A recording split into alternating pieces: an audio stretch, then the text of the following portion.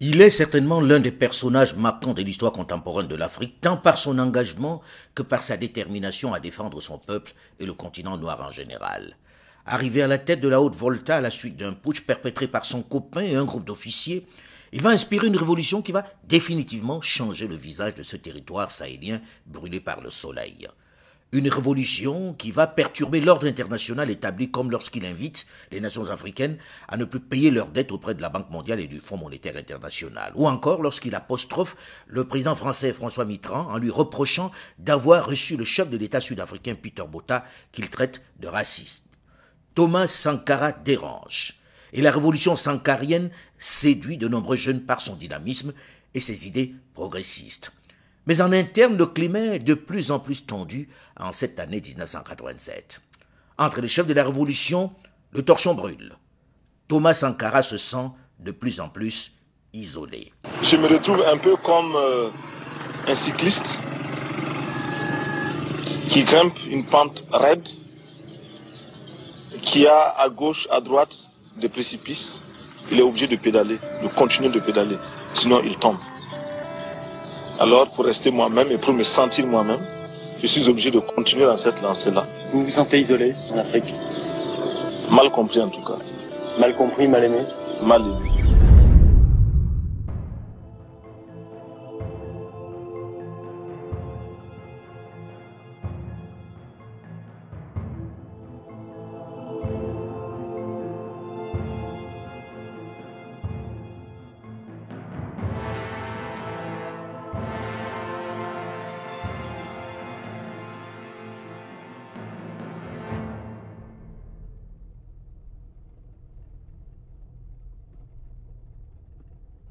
Ce 15 octobre, un jeudi, jour du sport de masse, le président du Faso, Thomas Sankara, après une courte sieste, a rendez-vous au Conseil de l'Entente pour une réunion sur la création du parti.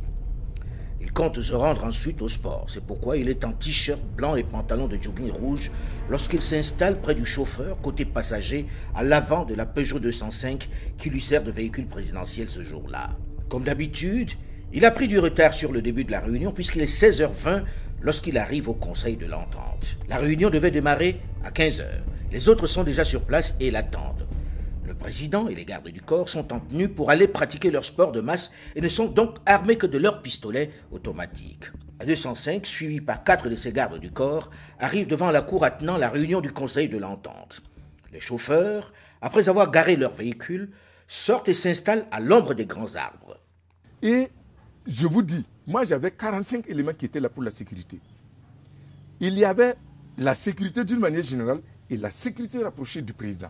Comme c'était corsé et comme la zizanie était créée le 15, non, à une certaine période, là, on a défendu le mixage justement de la sécurité. C'est-à-dire, la sécurité rapprochée là était carrément détachée des autres. C'est-à-dire, pas de contact avec justement ceux du conseil. Le palais est là, avec le président à côté, la garde rapprochée, personne ne s'en mêle. Donc c'était comme ça. Quand le type est quitté, aller maintenant dans le pêle-mêle, qu'est-ce qui était contrôlable? À 16h35, le président prend place au bout de la table de réunion. Alouna Traoré, qui revient du Bénin en mission d'information pour la création du parti, commence son rapport. Mais il est interrompu par un bruit qui vient de la route. Un bruit de voiture qui se rapproche. Le président du Faso, agacé, se demande ce que c'est. Le véhicule s'arrête devant le portail. Et aussitôt, c'est le vacarme des tirs de Kalachnikov. Les balles nous sont tombées dessus comme une pluie. Quand vous êtes dans une maison en tôle et quand il commence à pleuvoir, c'est warrrr. C'est exactement ce que nous avions.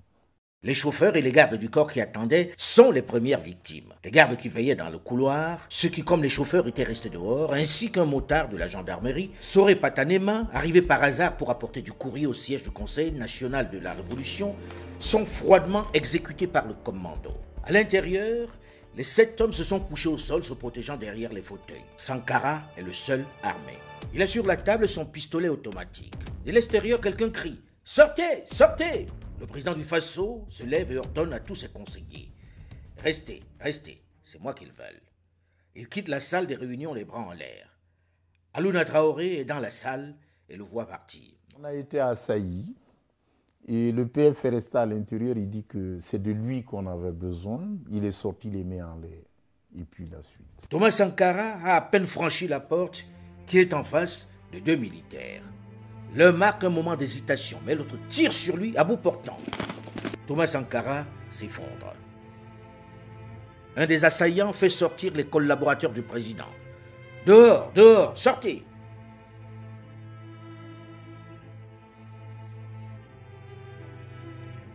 Une fois à l'extérieur, devant la détermination du commando, apeuré, l'un d'entre eux essaie de retourner dans la pièce. Il est abattu d'une rafale dans le dos. C'était Philippe Zagré.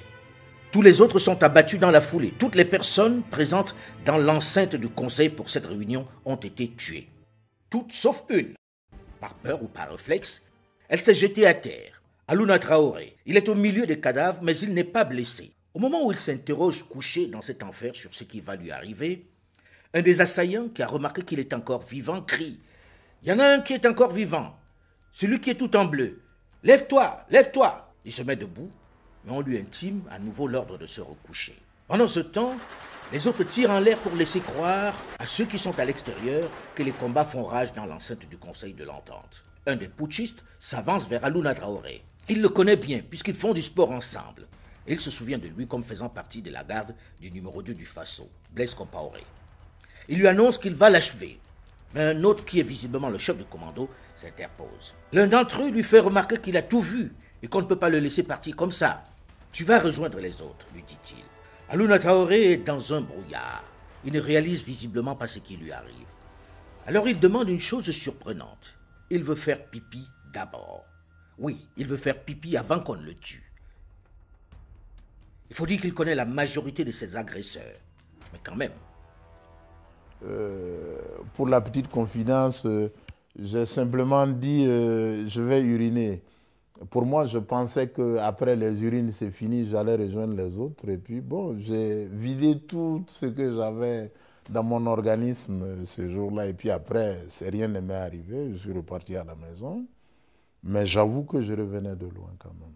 Après, au lieu de le tuer, on le fait monter à l'étage où il rejoint les autres qui n'avaient pas assisté à la tuerie et étaient retenus dans une pièce au-dessus.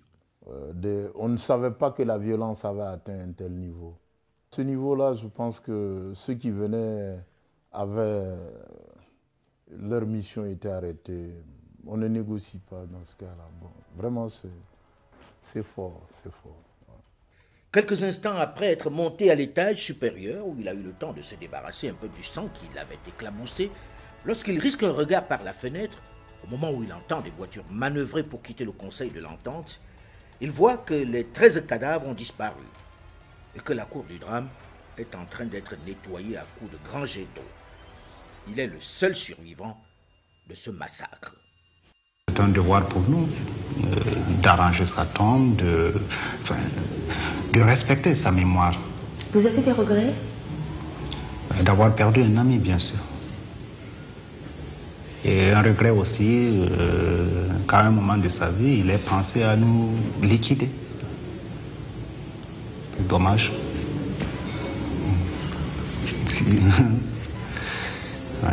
Pris à la hâte avec ses camarades dans la banlieue de Ouagadougou, il faudra attendre 34 ans à la faveur de la chute de son tombeur Blaise Compaoré justement pour qu'enfin s'ouvre un procès sur cet assassinat. Mais même mort, il a continué d'inspirer pendant toutes ces décennies et pour longtemps encore des générations d'Africains. Un modèle dans son engagement pour la cause panafricaine qui a su placer le Burkina Faso sur la carte du monde.